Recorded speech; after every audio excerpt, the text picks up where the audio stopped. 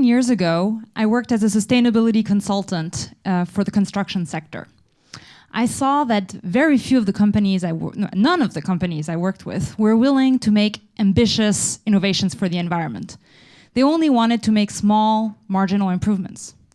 So I became very concerned that we wouldn't have the capability of making the qualitative leaps that we need to solve the climate crisis.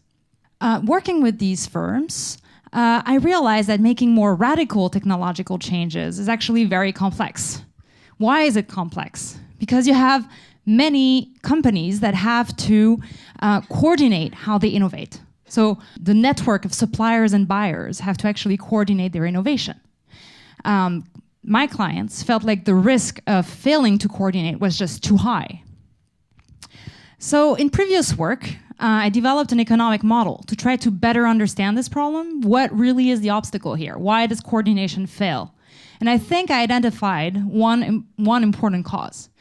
That is that in these networks, many companies actually depend on the same shared suppliers, big companies upstream.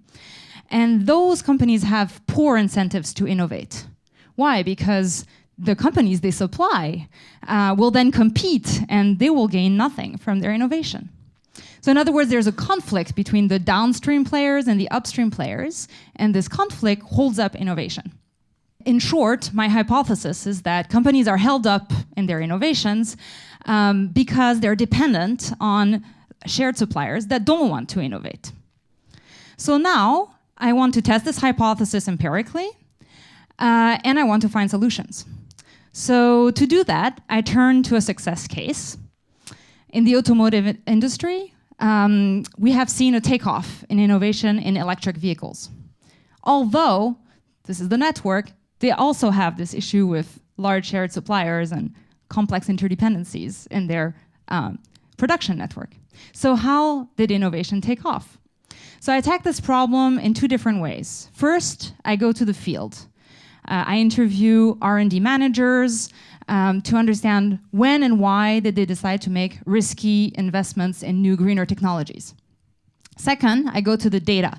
I collect all the patents of companies in the car industry and their supply network. And I measure how novel were those innovations and test the hypothesis that the shared suppliers may have been blocking innovation. So where does this lead us? In 2030, I hope we will have discovered a powerful set of policies to support companies to deploy resources and creativity to innovate for the environment. My research will provide one critical piece of that puzzle to unlock radical technological change for climate.